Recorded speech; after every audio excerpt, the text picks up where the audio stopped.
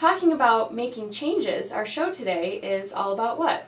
About New Year's resolutions and making changes. That's right.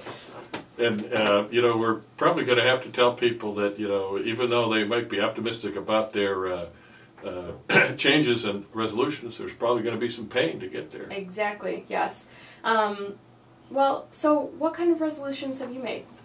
Well, I'm always thinking about goals and so forth, but one of the things I was thinking about was sort of continuing something, and I was thinking, for some reason about this time of year we're thinking about fitness and health and wellness, and maybe that's because you gain 5 pounds eating food at Christmas and New Year's, and so now you got to lose it or lose more. But so I want to keep up with certain exercise programs, and I've made a resolution to keep tap dancing. Okay.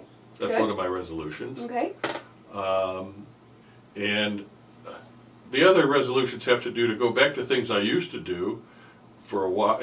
Sometimes you get on an exercise program and you keep rolling with it. Maybe you keep it going for a year or two, and then something happens and it changes. And back about 6-7 years ago, I was really into a good aerobics and weightlifting combination, and so I'm going to. I've already started to do that. Okay. And I'm going to work out 6 days a week, and I'm going to aim for an hour. Cool.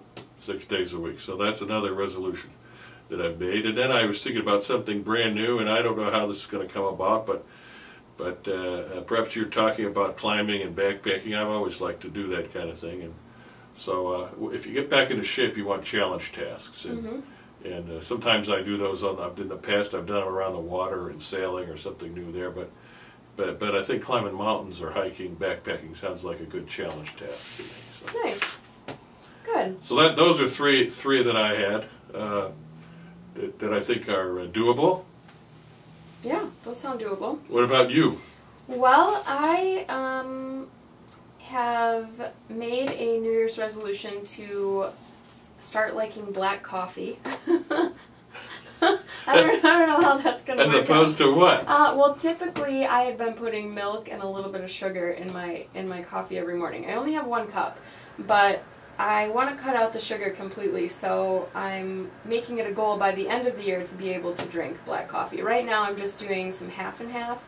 Eventually I'm going to try to move to just skim milk, and then hopefully by about October I'll be ready to just take How it much black. milk are you putting into Oh, this not a lot, but I mean, I just cannot handle it black right now. I just can't do it. It's years disgusting. ago, actually a teaspoon of sugar is about 20 calories. And I'm not worried about calories at all. Oh, okay. I'm just worried about my teeth. Your teeth? Yeah, I don't want to have any cavities, so I'm trying to eliminate sugar. Okay. All right. Well, years ago I used to drink. Well, I drink multiple cups of coffee a day, at least 4 or 5. And at one time I would have 2 teaspoons of sugar in each coffee. So, that's 100, 200 calories right there. But I kind of went cold turkey. I just cut it out. 2 weeks later, I couldn't stand coffee with sugar in it. I still to this day can't stand it. Good. So there's hope for me. Oh yeah. Good. You just.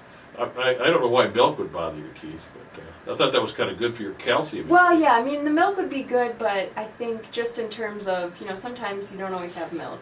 And so I figure if I'm going to become hardcore, I just need to learn how to like it black. And I could have it anytime, anywhere, And as we age, we say that the bitter taste buds are the ones that are the most strong when we're young, and as we get older, we kind of tolerate bitter taste. So it probably is doable about this time. Good. Well, yeah, that is it. Some of the other popular New Year's resolutions that people tend to make are, we talked about getting into shape, losing weight. Spending less money. Spending less money, definitely. I've heard this a lot, too. People trying to spend less time on their phone or less time on the internet. In the 20-somethings, that's all I see them do is hang around on those things. Exactly. That's actually one of my New Year's resolutions, is to kind of try to get away from that so much. But then smoking, too. Smoking cessation is one that people... It's so important. It comes definitely. around every year. Last May in Michigan, we finally got the law passed that you can't smoke in restaurants and bars. Yeah, I'm so excited about that. It's really optimistic for all the people who are fighting cancer. But then I see something where some people who are starting, bars are saying, oh, we're not getting as many people in. well, I don't know. I guess if they're smoking at home, I don't know where they're smoking, but it's really good for everybody to be thinking about quitting smoking. Yeah, definitely. Well, we're going to have some tips for successful completion of our New Year's resolutions and New Year's goals in the coming segments. So we hope you'll stick around, and if you need help planning how to accomplish your goals this year, please stay with us. This is MI Optimism, and we will be right back.